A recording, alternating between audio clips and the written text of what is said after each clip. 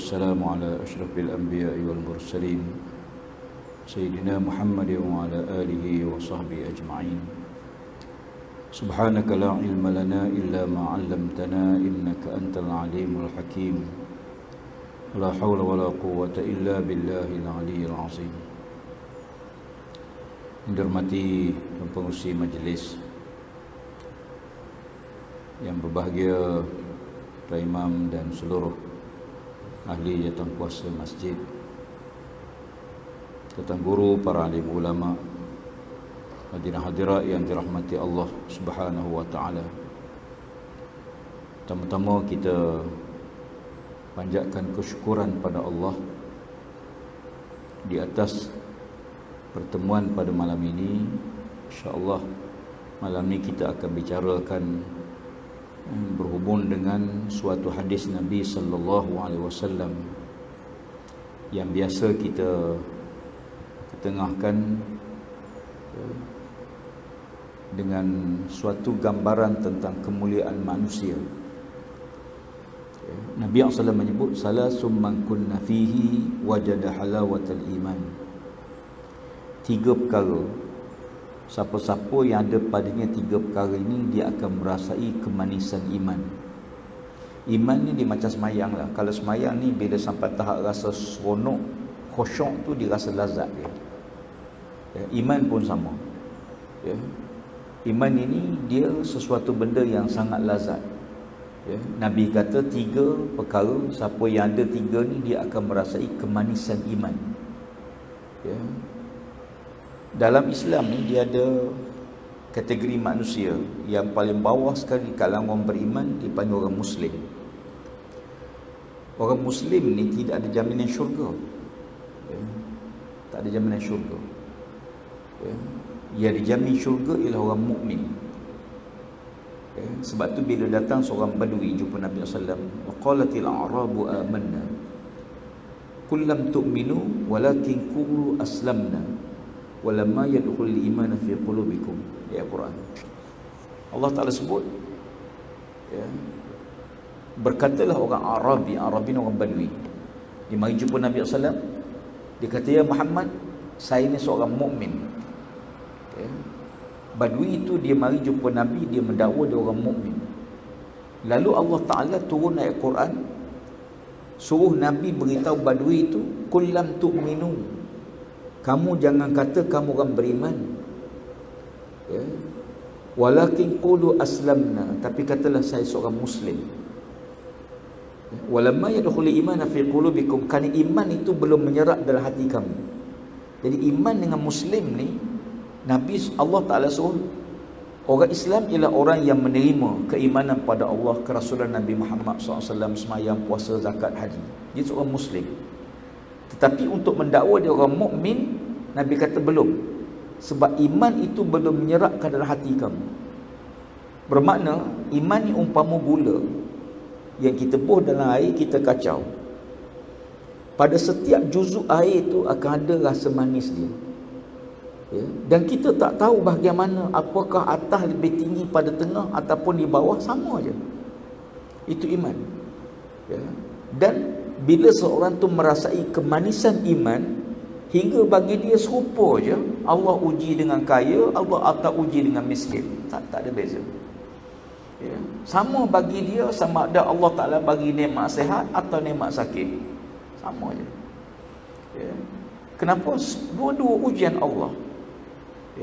Sebagaimana kata Nabi Allah Sulaiman AS, bila dia Nabi Sulaiman dapat kerajaan yang besar, mewarisi daripada ayah dia Nabi Daud. Nabi Daud dapat kerajaan melalui peperangan bersama dengan Talut melawan tentera Jalut. Tentera Talut ni, dia tahu Jalut ni tentera yang sangat hebat dan kuat, ramai tentera dia. Lalu dia tahu bahawa tentera dia ni tak cukup kekuatan untuk mengalahkan tentera Jalut. Lalu dia pun mencari fikir siapa yang boleh bantu dia untuk pastikan dia dah berjaya mengalahkan tentera Jalut. Lalu orang beritahu dia ada seorang laki-laki namanya Daud. Daud ni badan kecil je tuan. Badan kecil je, tapi tenaga kuat, sangat luar biasa, macam Sayyidina Ali bin Abi Thalib. Kan Ali ni pedang dia pun kita nak angkat tak daya tuan-tuan. Dekat sedepa pedang. Ya. Dia sekali dipancung kaki kuda Aisyah dalam perang Jamal, putus kedua-dua kaki kuda, kaki depan unta Aisyah. Bayangkan. Ya, kita nak kerak kaki kerbau, kaki lembu pun berpeluh-peluh. Dia sekali limbah je putus kedua-dua kaki unta tersebut. Ya. Orang beritahu dia, kalau kamu nak menang, kamu cari Daud. Lalu dia berjumpa Nabi Daud AS. Bincang-bincang berunding bagaimana untuk menyatukan kekuatan, dua kekuatan mengalahkan tentera Jalut. Lalu Daud ditawarkan, kalau kita menang, aku akan bagi negara ni dua bahagian. Satu bahagian kamu ambil separuh, aku ambil separuh. Nabi Daud AS bersetuju. Akhirnya berlaku perangan, dan sebagaimana kita baca dalam Quran, ya, bila tentera yang berjalan kaki lama, ya, maka dia beritahu tentera-tentera dia, innallaha sayabtalikum binahar. Tuan-tuan, Allah akan uji tuan-tuan sekalian dengan sebatang sungai depan ni. Masa tu tentera tengah berjalan padang pasir, tengah dahaga sangat. Apa dia kata? Allah akan uji kita semua dengan sebatang sungai depan ni. Faman syariba minhu falaysa minni. Siapa-siapa minum air itu, dia bukan umatku. Masya Allah. Tengah dahaga padang pasir, tengah dahaga, beritahu depan tak ada sungai. Ni berita gembira. Tapi apa dia? Siapa minum air sungai tu, dia bukan umatku. Illa man iqtarafa ghurfatan biyadi. Kalau nak minum sangat, dahaga sangat, boleh. Tapi sebanyak serauk ni je. Banyak ni je boleh minum. Tetapi bila sampai dekat sungai, sebahagian dia turun terjun, minum sepuas-puasnya. Tak dengar cakap. Bila minum banyak, akhir mereka kata dia, kami tak mampu dah. Memanglah bila kita tengah dahaga, minum banyak-banyak, habis lembik kita ni. Sebab tu kalau main bola, jangan minum banyak air. Ya, pancit terus lah tuan-tuan. Ya, minum sikit boleh. Ya. Tak apalah, kesimpulannya akhir berjaya mengalah tentera Jalut. Nabi Daud AS pakai lastik. Ya. Batu tu kena dahi dan tembus ke belakang. Lalu Allah Ta'ala beri kemenangan. Hasil kemenangan tersebut, maka tentera-tentera Talut berjaya menghapuskan kezaliman, kemungkaran yang dibuat oleh Jalut. Ya. Tetapi dijanji nak bagi negara, tapi tak bagi. Ya. Dan Nabi Daud tidak berontak. Ini penting pengajaran dia. Sabar. Ya. Apa yang berlaku selepas bila Talut meninggal dunia, tak ada siapa nak ganti menjadi kerajaan, menjadi raja, melainkan Daud. Tuan tengok, kalau dituntut awal, dia mungkin dapat separuh. Tapi dia sabar, dapat semua negara, semua kerajaan. Ya. Tapi setelah dia dapat semua, dia meninggal dunia. Nabi Daud AS, lahir Nabi Allah Sulaiman AS. Ya. Tidak ramai raja di dunia yang mengetah dunia. Banyak raja mengetah negara-negara. Nabi Daud mengetah dunia. Ya. Rakyatnya manusia, jin, angin ikut arahan dia. Ya. Apa yang bila satu hari Nabi Sulaiman AS bawa tentera yang ramai, maka dia mendengar semut, ya, beritahu tentera supaya segera masuk dalam lubang, takut dipijak oleh tentera Nabi Sulaiman. Yang ramai dalam keadaan dia tak sedar pun. Kita tak sedar, kadang-kadang kita berdiri, ya, jumpa kawan kita berdiri borak, rupanya bawah kaki kita bertempik seekor semut yang sedang kita pijak. Tapi kita tak rasa pun, tak tahu pun. Ya. Apa kata Nabi Allah Sulaiman AS? Terdapat semua, tapi dia, haza min fadli rabbi, haza min fadli rabbi liyabluwani aashkur am kafur. Semua nikmat yang aku terima ni sahaja Allah nak uji aku je. Tengok tuan-tuan, orang beriman bila mana dia dapat satu apa nikmat, dia kata apa dia? Ini sahaja Tuhan nak uji aku je ni. Sahaja Allah nak uji aku. Nak uji apa dia? Aashkur am akfur. Apakah aku bersyukur pada Allah ataupun aku kufur pada Allah Subhanahu Wa Taala. Ya. Nikmat ni rupanya Allah nak uji kita. Apa nak uji? Nak uji dua, sama ada kita bersyukur ataupun kita kufur. Ya. La in syakartum la azidannakum wa la in kafartum inna azabi lasyadid. Kalau kamu syukur, Allah kata Allah tambah. Kalau kamu kufur, maka azab Allah itu azab yang sangat pedih. Ulama kata oleh kerana ayat ini La in syakartum la azid. Kalau kamu bersyukur, Allah tambah. Kalau kamu kufur, maka Allah sediakan azab. Maka kata ulama, syukur di sini makna iman. Bukan makna syukur tu nikmat. Bersyukur tu bukan rezeki, harta, emas, perak, duit, pangkat, bukan. Kalau kamu beriman pada Allah, ya, maka Allah tambah lagi keimanan. Iman ni kan sifat dia makin yazid wa yanqus. Iman sifat dia ada masa dia naik, meningkat, ada masa dia menurun. Apa 3 perkara yang Nabi sebut tadi? Nabi kata salasun man kunna fihi wajada halawatal iman. 3 perkara, siapa-siapa yang ada padanya 3 ni, dia akan merasai kemanisan iman. Yang pertama, an yakunallaha wa rasulahu ahabba ilaihi mimma siwahuma. Hendaklah dia mencintai Allah dan Rasul, ya. Hendaklah dia menjadikan Allah dan Rasul, ya, lebih dicintai daripada segala-gala yang lain, ya. Dia menjadikan Allah dan Rasul, dicinta pada Allah Rasul, mengatasi kecintaan pada semua yang lain.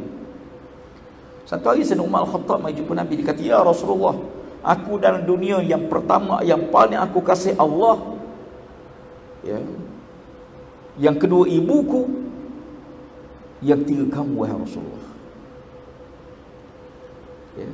Lalu kata Nabi, ya Umar, jangan kata begitu, tapi katalah yang pertama Allah, yang kedua Rasulullah, yang ketiga ibu, ya. Orang laki-laki, ya, keutamaan dalam bab ketaatan, yang pertama Allah, yang kedua Rasul, yang ketiga mak kita dan mak mentua kita, yang keempat ayah kita dan ayah mentua kita, yang kelima isteri. Jangan letak isteri nombor 3, mengatasi mak tak boleh. Orang laki-laki, ya, orang laki-laki ketaatan dia kepada ibunya menyebabkan redha Allah padanya dan pada keluarga. Redha Allah fi ridhal walidain wa sakhat Allah fi sakhatil walidain. Kata Nabi, Allah redha pada seorang tu bila mak ayah dia redha pada dia, dan Allah akan murka pada dia bila mana mak ayah dia murka pada dia.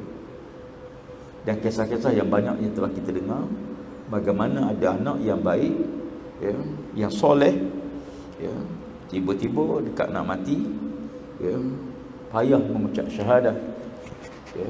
Ini telah kita banyak kita dengar dalam sejarah, sama ada zaman Nabi, zaman para sahabat, zaman tabi'in, hatta zaman kita, ya. Punca apa dia? Punca meletakkan isteri mengatasi cinta sayang pada ibu dia. Dia sanggup halau mak dia kerana jaga hati isteri dia. Na'udzubillah, ya. Nabi kata, adalah kamu sayang pada Allah dan Rasul, mengatasi kecintaan pada kamu semua, pada semua yang lain, ya. Sayang pada harta, semua orang sayang harta, isteri, keluarga, anak pinak, ya. Tetapi bila letak Allah dan Rasul, maka Allah dan Rasul mengatasi kecintaan kita pada semua benda yang lain. Sebab semua benda lain itu bernilai bila ada nilai cinta pada Allah dan Rasul, ya. Saya baru ni kebetulan pergi di luar negara, ada persidangan COP di Glasgow, jemput kawan, ya. Saya bagi duit sikit lah, bagi RM100. RM100 di sana nilainya rendah, tuan-tuan. Kalau tukar RM100, tukar dengan pound sterling, baru dapat dalam RM30, ya. Tapi RM100 di Malaysia besar. Demikianlah hidup. Demikianlah hidup. Sesuatu yang bernilai di sini, nilainya tak sama besok di akhirat.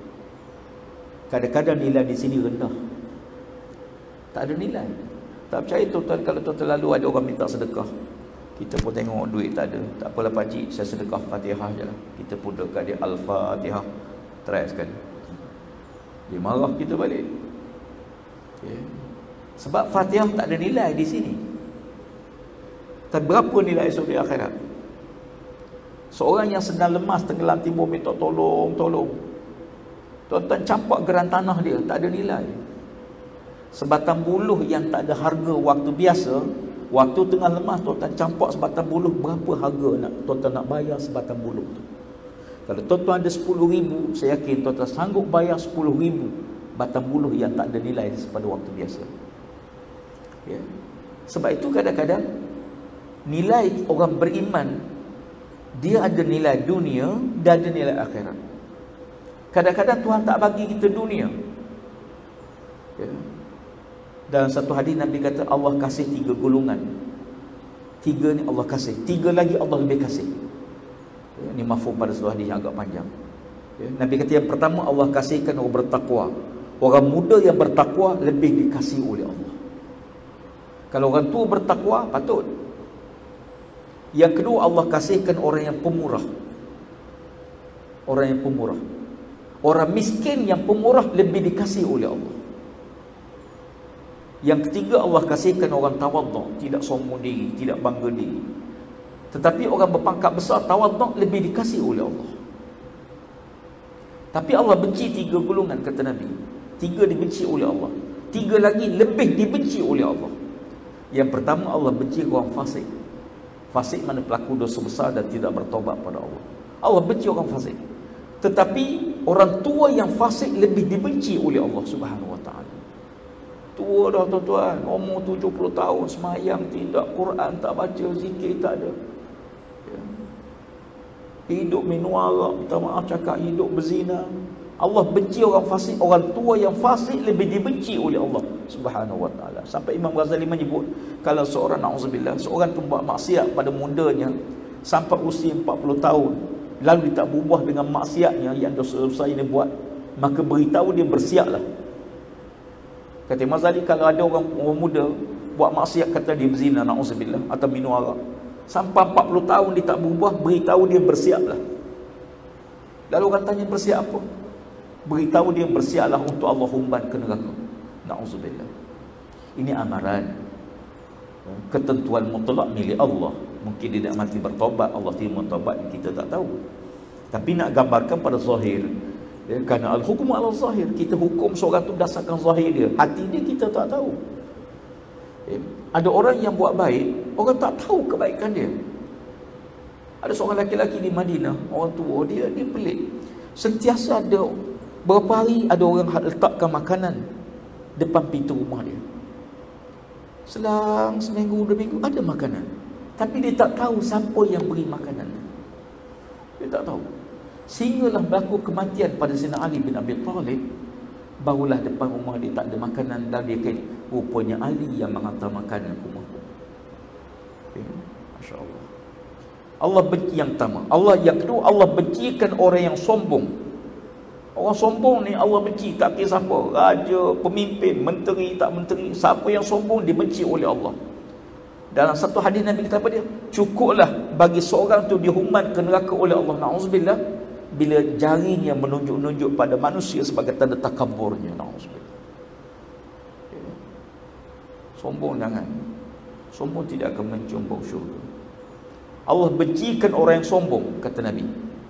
Tetapi orang miskin yang sombong, orang yang Allah bencikan orang sombong, orang yang lemah, yang dhaif, sombong lebih dibenci oleh Allah. Orang miskin, orang miskin yang sombong lebih dibenci oleh Allah. Allah benci orang sombong, orang miskin yang sombong lebih dibenci oleh Allah. Ya. Kemuncak kesombongan apa dia? Apa tanda orang sombong? Sombongnya bila berjalannya menghentak kaki, sombongnya bila menjabik dada, sombongnya bila bercakap gah. Tak.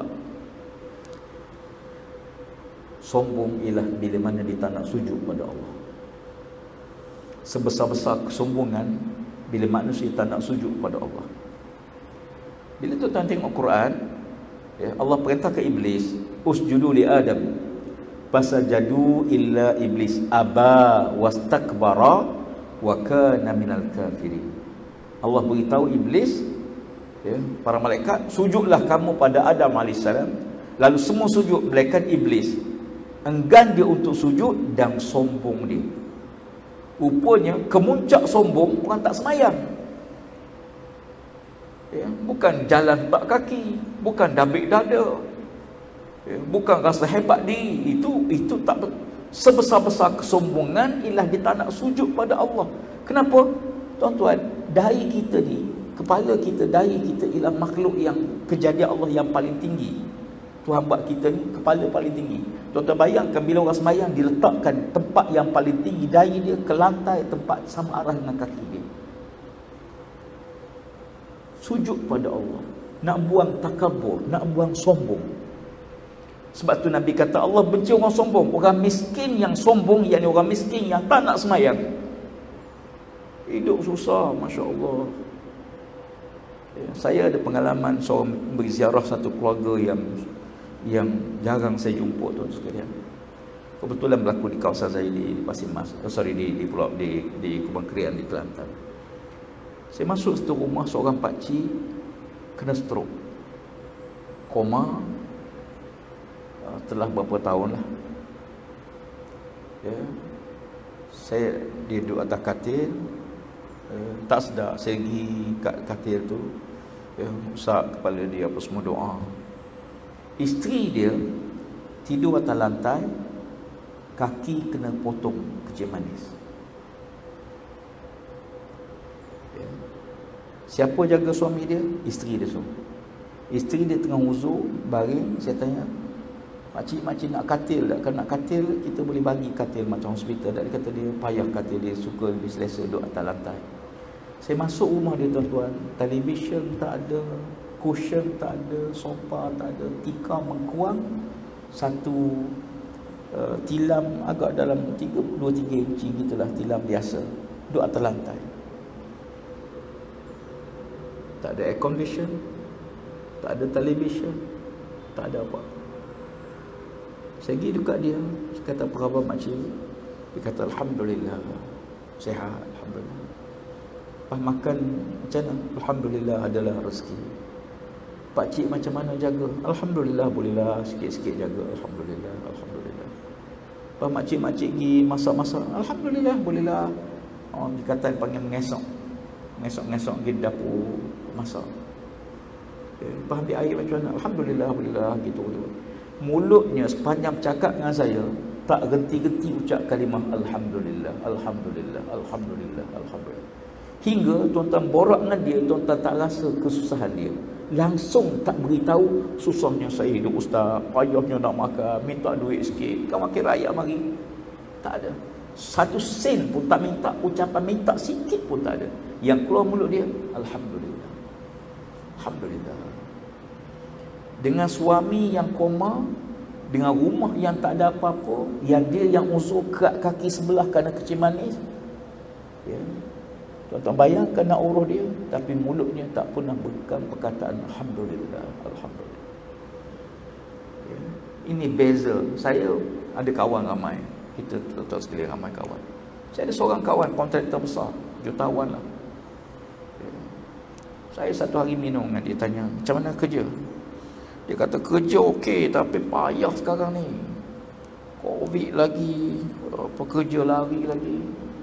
Ya. Kata payah, harga barang naik, besi naik sangat, dia kata. Biasa besi berat turun, ni besi berat naik. Besi naik, oh susah, kata. Saya duduk dengan dia, tuan-tuan, kejap susah je sepanjang-panjang. Mulutnya cerita bab susah. Padahal dia harta, Masya Allah. Bandingkan dua manusia, seorang yang susah, suami koma, mulutnya tak pernah ucap sepatah pun susah. Nabi kata apa dia? Allah benci orang yang sombong, orang miskin yang sombong lebih dibenci oleh Allah Subhanahu wa taala. Semoga Allah lakukan. Yang ketiga, Allah bencikan orang yang kedekut, yang bakhil. Orang kaya yang bakhil lebih dibenci oleh Allah Subhanahu wa taala. Ya. Allah benci yang bakhil. Kedekut sangat, berkira. Ya, kita memang diminta kira harta supaya kita berapa jumlah, tapi bukan berkira-kira. Ada orang kan sampai kadang-kadang, ya, dengan Allah pun berkira. Nak bayar zakat tu rasa berat. Pada 2,5% daripada hartanya Allah ambil, 2,5%. untuk orang fakir, untuk orang miskin. Dia rasa besar 2,5%, 7,5% yang pada dia tu dia tak rasa hilang, dia tak rasa besar. Nabi kata Allah benci orang yang bakhil, tetapi orang kaya yang bakhil lebih dibenci oleh Allah Subhanahu Wa Taala. Tuhan kadang-kadang Tuhan bagi kita rezeki. Kadang-kadang Tuhan nak tengok je. Tuhan nak test, Tuhan nak uji kita. Dalam satu hadis yang agak panjang, Nabi cerita ada, kata Nabi, Allah Subhanahu Wa Taala mengutuskan malaikat kepada 3 orang lelaki untuk menguji keimanannya dan kehidupannya. Allah Ta'ala hantar malaikat berupa seorang lelaki. Allah perintahkan dia, pergilah kamu pada 3 orang manusia. Seorang lelaki yang sopak kulitnya, seorang lelaki yang botak kepalanya, seorang lelaki yang buta matanya. Malaikat pergi, 3-3 ni miskin, 3-3 ni orang susah. Malaikat pergi menyamar sebagai seorang lelaki, berbual dengan dia. Dia kata, Tuhan, kalau apakah yang paling kamu nak atas dunia, yang kamu terlalu ingin? Dia kata, kalau aku nak sangat kalau Allah Ta'ala hilangkan penyakit sopak yang pada tubuhku. Dia kata, kalau boleh aku nak hilang. Macam-macam ubat dah makan, macam-macam ikhtiar dah, tak sembuh-sembuh, tak hilang-hilang penyakit ni. Kalau boleh, aku nak supaya Allah hilangkan penyakit tersebut. Lalu kata malaikat ni, baiklah, aku akan doa pada Allah Ta'ala, mudah-mudahan kita sama-sama doa, mudah-mudahan Allah Ta'ala sembuhkan penyakit kamu. Lalu malaikat doa, laki-laki itu mengaminkan doa. Setelah itu diberi pada laki-laki ini seekor kambing betina yang telah bunting. Lepas tu malaikat tadi tinggalkan dia, pergi pada laki-laki yang kedua.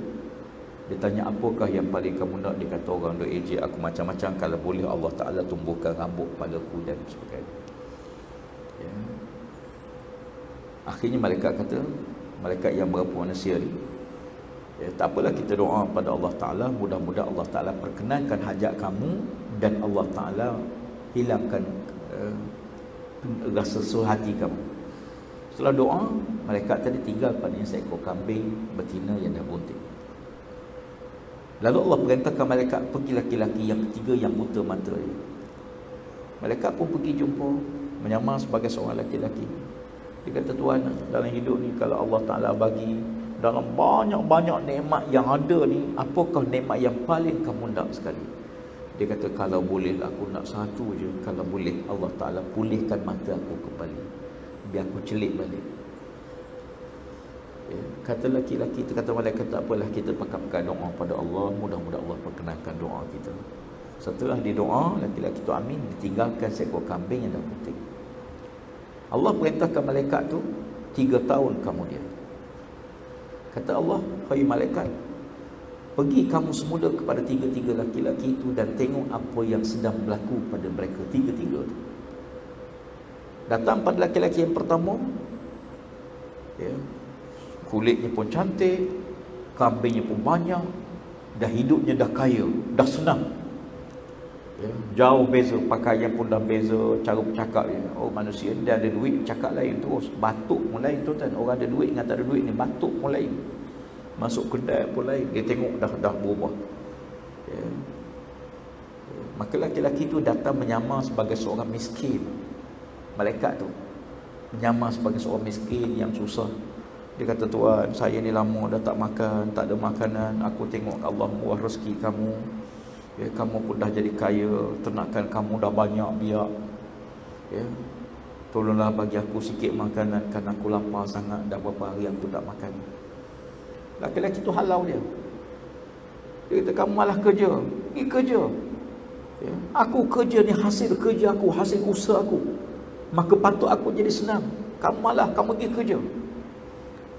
dengan sombong dia, dengan belagak dia. Lalu malaikat yang menyamar laki-laki yang miskin tu kata, aku rasa aku kenal kamu ni dulu. Kamu ni yang sopak dulu ya? Dia kata bukan. Yang sopak tu kan lain. Aku bukan aku. Ya. Aku senang. Kamu ni salah orang ni. Dia mati-mati dia menafikan.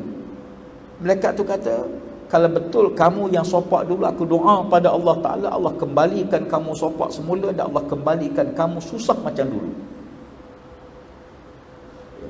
Lalu ditinggalkan. Pergi pada laki-laki yang kedua. Begitu juga dengan cakap sombong dia, dengan halau orang miskin ni, tak nak raikan dia. Ya. Malaikat tu kata sebagai seorang miskin, dia kata, aku kenal kamu. Bukankah kamu dulu yang pernah botak kepala kamu? Bukankah kamu dulu hidup merempat minta sedekah di sana sini? Bukankah kamu yang sangat susah dulu? Dia kata tak, itu bukan aku. Mati-mati dinafikan. Kata malaikat tu, tak apalah. Tapi kalau kamu benar begitu, aku doa pada Allah, Allah kembalikan apa yang musibah menimpa kamu. Malaikat tadi pergi pada orang ketiga. Hadis ni panjang. Nabi kata, yang sopak tadi balik jadi sopak semula dan miskin semula. Yang botak tadi balik jadi penyakit semula dan balik miskin. Nabi pergi, laki-laki ni malaikat pergi yang ketiga, yang buta mata, menyamar sebagai seorang miskin. Tuan, saya datang lapar sangat, tak ada makanan, kamu orang kaya Allah, mintalah. Dia kata ambil. Ya, kamu nak kambing, ambillah kambing aku. Dia kata, aku ni dulu buta, dulu aku susah, tak tahu siapa-siapa. Tiba-tiba satu hari mari seorang laki-laki yang aku tak kenal dia. Laki-laki tu doa, aku mengaminkan doa dia. Lepas doa dia, mata aku celik, dan Allah murah rezeki aku. Kambing ni yang kamu tengok ni, kambing daripada dia yang ditinggalkan. Kamu nak ambillah. Ya. Lalu kata laki-laki tu, wahai Tuan, akulah laki-laki yang datang 3 tahun dulu. Sesungguhnya aku ni malaikat Allah, yang Allah hantar aku untuk menguji 2 saudara kamu yang lain. Ya. Dan 2 tu tidak bersyukur di atas nikmat yang dia bagi, melainkan kamu yang bersyukur pada Allah. Mudah-mudahan Allah gandakan rezeki kamu, Allah limpahkan. Jadi sahabat-sahabat sekalian, tuan-tuan semua, hidup kita begitulah. Ya, ada masa naik, ada masa turun. Setiap kali tuan-tuan buat kereta, tuan-tuan ready. Ingat set minda, kalau kita naik bukit, lepas ni kita akan turun bukit. Ya. Kalau kita gembira, tak sepanjang masa kita gembira, ada masa kita sedih. Ya. Tapi ingat, waktu kita turun, insya-Allah kita akan naik. Kalau tuan-tuan buat kereta, kona kiri, ready untuk kona ke kanan. Sifat dunia, naik turun. Iman yazid wa yanqus. Hidup ada masa kita kuat, ada masa kita lemah. Ya. Gembira, ada masa kita seronok, ada masa kita bersedih. Itu dunia. Ya. Adapun akhirat berbeza jauh dengan dunia. Dan apa yang kita buat ini mudah-mudahan jadi bekalan kita di akhirat. Yang reka-reka yang kedua, iman.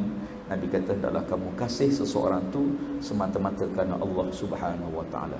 Yuhibbal mar'a la yuhibbu illa lillah. Nak rasa kemanis iman, Nabi kata kamu sayang pada seorang itu, sayang pada dia semata-mata kerana Allah.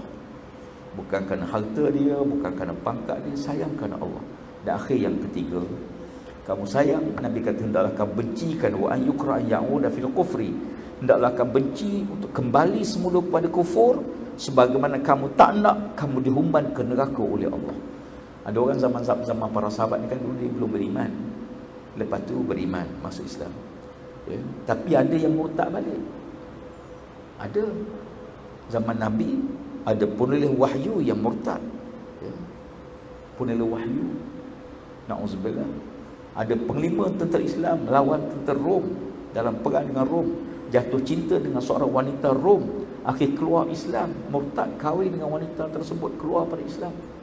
Ya. Ini sejarah-sejarah yang berlaku. Kita doa Allah pelihara iman kita, Allah pelihara anak-anak kita, keluarga kita.